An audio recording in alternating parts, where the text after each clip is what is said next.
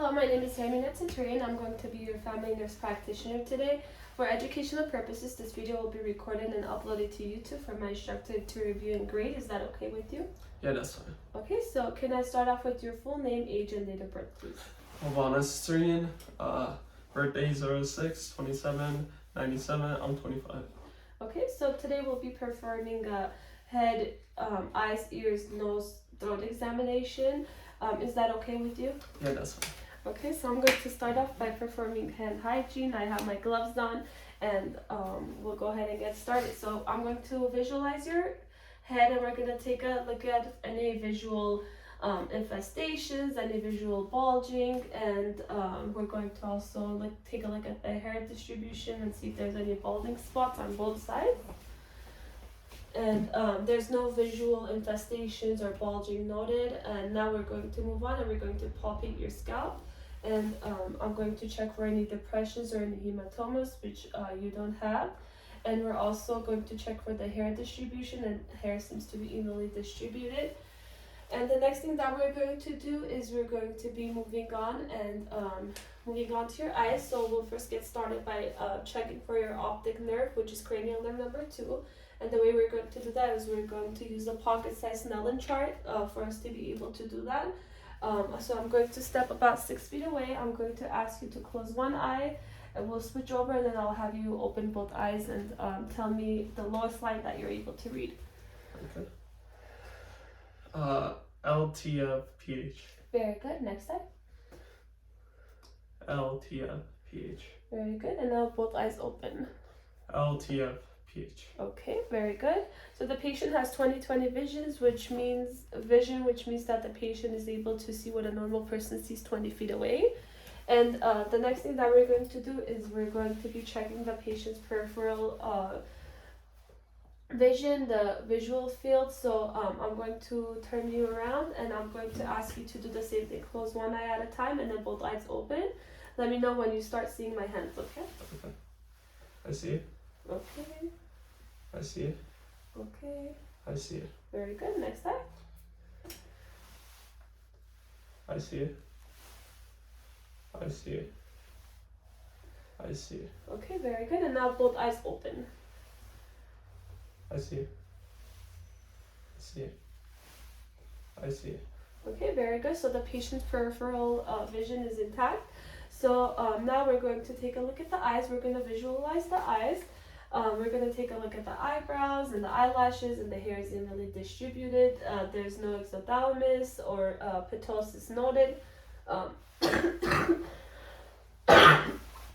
Excuse me. And there's no discoloration noted on the eyelids. I'm also going to ask the patient to pull his eyelids down, and we're going to check the periorbital conjunctiva, which is nice and pink. The sclera is nice and white. The cornea is transparent. The iris is equal bilaterally, and so are the pupils, and they're nice and brown. So the next thing that we're going to do is we're going to be checking the patient's pupillary reaction to direct and also indirect light, consensual. So I'm going to turn the patient towards me, and I'll be checking the right eye first. And I'm going to be shining the light to the patient's right eye, and we're going to check for direct pupillary reaction, and the pupil should constrict. And go ahead and look over my shoulder, please. Okay, so the pupil is reactive to light, and now we're going to check the consensual pupillary reaction on the left eye by shining the light on his right eye. Okay, very good. So left eye consensual pupillary reaction is intact. So now we're going to be doing the same thing on the left eye. So direct pupillary reaction of the left eye. And then also we're going to be checking for the consensual pupillary reaction on the right eye by shining the light on the left eye. Okay, very good. And both direct and indirect pupillary reaction are equal and reactive to light. So now I'm going to be checking for your 6 cardinal fields, and I'm going to do that by asking you to follow the tip of my pen. We'll do your right eye, and then we'll do the same thing on your left eye. So go ahead and follow the tip of my pen. And don't move your head, okay? Just your eyes. Cranial nerve 3, oculomotor. cranial nerve 3, oculomotor, cranial nerve 6, abduces, non-nystagmus noted, cranial nerve 3, oculomotor, cranial nerve 3, oculomotor, cranial nerve 4, trochlear. And I will be doing the same thing on the left eye. So go ahead and follow the tip of my pen. Cranial nerve 3, oculomotor, cranial nerve 3, oculomotor, cranial nerve 6, obtuses, no, nystagmus noted, cranial nerve 3, and then cranial nerve 3, and cranial nerve trochlear. And cranial nerves 3, 4, and 6 are all intact. And now we're going to be checking for convergence. And with this, as I move the object closer to the patient's eyes should move inwards. So go ahead and follow the tip of my pen just with your eyes. Okay, and we see that the patient's eyes are moving inwards, which is a normal pupillary response. And now we're going to be testing for accommodation. So we're going to move the object further away from the patient, and the patient's pupil should dilate and be able to focus on the object that's further away. So, okay, and patient's eyes were able to focus further and dilate. And there's no perfect test for accommodation, but this is one of the tests that can be done to check for accommodation. So the next thing we're going to do is we're going to be moving on using our ophthalmoscope to take a closer look at the patient's eye and the fundus and check for the red light reflex and the optic disc. So first we'll do the right eye. So we're going to turn our light on. Okay, we're going to be checking for the red light reflex, the optic disc, and we're going to be checking for the vessels. The red light reflex is present. The optic disc to cup ratio is 1:3. The optic disc is nice and creamy yellowish orange, and the vessels are small and there's no hemorrhaging noted. So now we're going to be checking the left eye. Okay.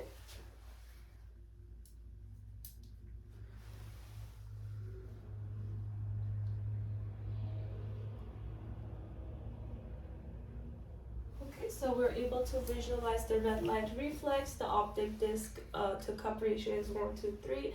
The blood vessels, there's no hemorrhaging noted, and the optic disc is nice and creamy and yellowish orange. Okay, so the next thing that we're going to do is we're going to be moving on to your ears. So in order to get started, we will be first doing the whisper test, and then that way we can check for cranial nerve number 8, which is the cranial nerve to test for the acoustic. So I'm going to turn the patient, and I'm going to ask the patient to occlude one ear, and I'll be standing 4 feet behind the patient. I'm going to whisper a word, and you can just go ahead and tell me what that word is that you hear. So go ahead and occlude your right ear, and I'm going to whisper in your left ear. Baseball. Baseball. Okay, and now the same thing on the other. Apple. Okay, very good. So patient's cranial nerve number 8 is intact. So now I'm going to be turning the patient, and we'll be doing the Weber test, and this is to check for lateral hearing loss, or this is a good test to check for that. So we'll be using our tuning fork.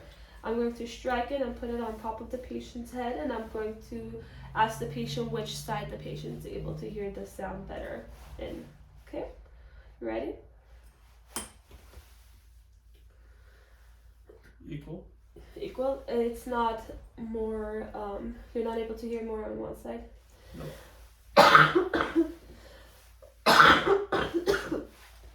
So the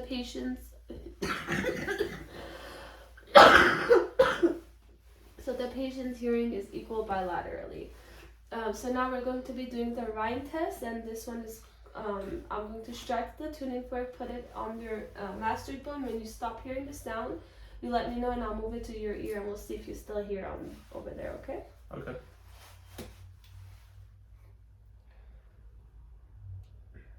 Stop. And are you able to still hear it? Yes. Okay, very good. And this test is used to test for air conduction versus bone conduction, and air conduction is greater than bone conduction. So I'll be doing the same on this side. Stop. I still hear. Okay, very good. So now we're going to be inspecting the ears. We're going to first inspect the external ear, and the external ear is nice and clean. There's no drainage noted, and we're going to be checking for tenderness by tugging the ear a little bit. So I'm going to tug on your ear and check for any tenderness. Okay, and we'll be doing the same thing on the right ear. So again, we're going to visualize the external canal, and it's nice and clean, no drainage, no waxy buildup. And now we're going to be checking for tenderness by palpating and tugging on it. Okay, and no tenderness noted. So now we're going to be using our otoscope to visualize the ear, and we're going to take a look at the malleus and the tympanic membrane. Okay, so we're going to turn on our light, and the best way to do this to avoid any trauma to the patient is pull the ear up and back. Okay, and we're going to advance slowly. Okay, very good. So there's no extra waxy buildup. The tympanic membrane is nice and pearly gray, and the cone of light on the right ear is at 5 o'clock. And we were able to visualize the malleus as well. So now we'll be doing the same thing on the left eye. So once again, we're going to pull the ear up and back. Okay, and we're able to visualize the tympanic membrane. It's nice and pearly and gray. The cone of light is at 7 o'clock on the left ear, and we are able to visualize the malleus, and there's no extra wax buildup. Okay. So the next thing that we're going to do is we're going to be moving on to the patient's nose, and we're first going to visualize the nose, and there's no visible deviation of the septum, and we're going to also palpate it to check for tenderness and for any visible drainage, and there's no tenderness, and the septum is not deviated. And now I'm going to be asking you to occlude one nostril and take a deep breath, and we're going to check for airway patency. Okay, very good. And now I'm going to ask you to close your eyes and tell me what you smell, and this is checking for cranial nerve number 1, which is the olfactory. So go ahead and close your eye and occlude your nose and tell me what you smell. Coffee. Okay, very good. Go ahead and now occlude your other nostril. Go ahead and take a deep breath. So the patient has patency in both nares, and now I'm going to be checking the olfactory nerve by asking to see what you smell in this nostril, okay?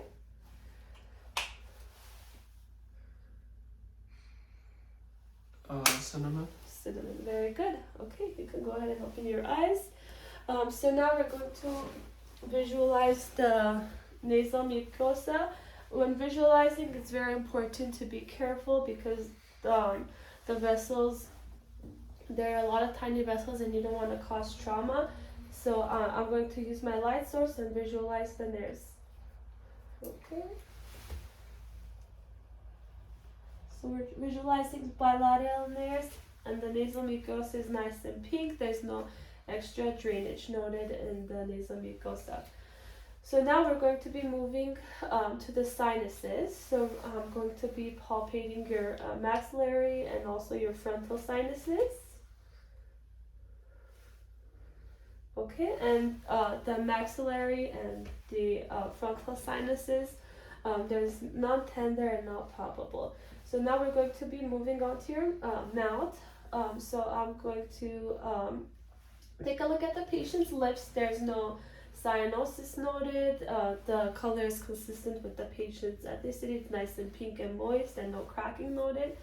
And now I'm going to ask you to open your mouth, and we're going to take a look at the patient's dentation, and patient does not have any missing teeth. The teeth are nice and clean, no caries, no cavities noted. The alignment is nice and straight.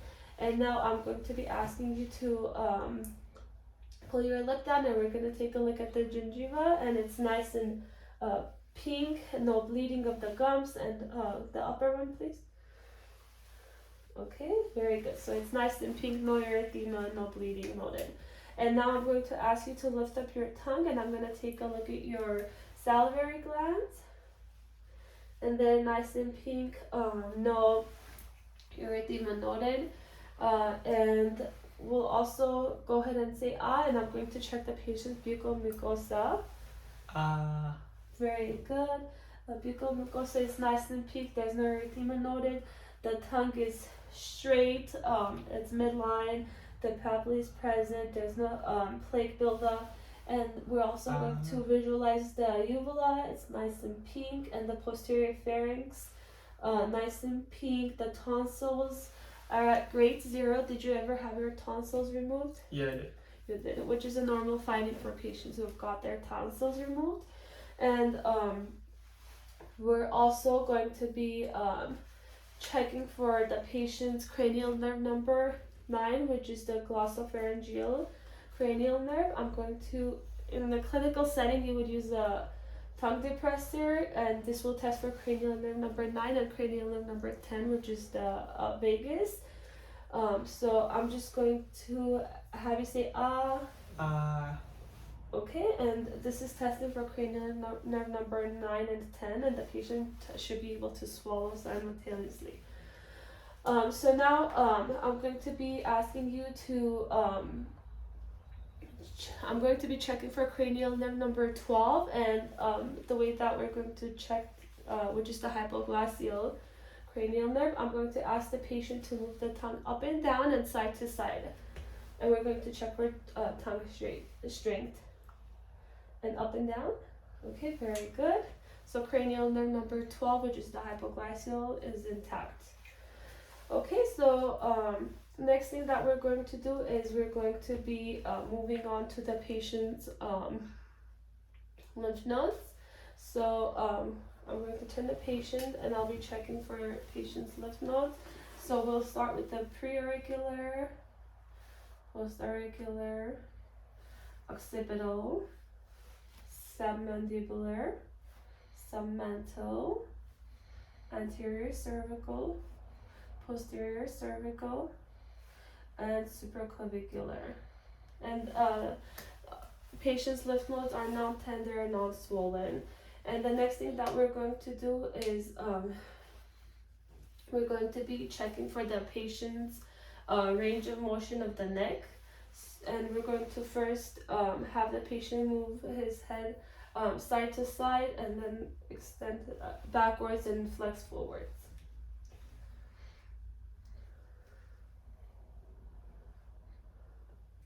Okay, very good. And also if you can move your head in a circular motion. Okay, patient has full range of motion in his neck. So now we're going to be checking for cranial nerve number 11, and which is the spinal accessory nerve. I'm going to ask the patient to move his shoulders against my hands. Shrug. Very good. And then also move your head side to side against resistance. Okay. Very good. So patient's cranial nerve number 11, spinal accessory nerve, is intact. And next thing that we're going to be doing is we're going to be visualizing the trachea. And the trachea is nice and midline. There's no deviation to one side. I'm going to ask the patient to swallow, and we're going to be taking a look at the thyroid gland from the side. And there's no visible bulging or goiter noted. So next, we're going to be palpating the trachea, the cricoid cartilage, and we're going to locate the thyroid gland, which is right under the cricoid cartilage. And we're gonna turn the patient to the side, and we're going to palpate and ask the patient to swallow. Okay, very good. So the thyroid gland is non-tender and non-bulging. And this concludes the rest of our examination. Did you have any questions for me? No. Okay, thank you very much. Thank you.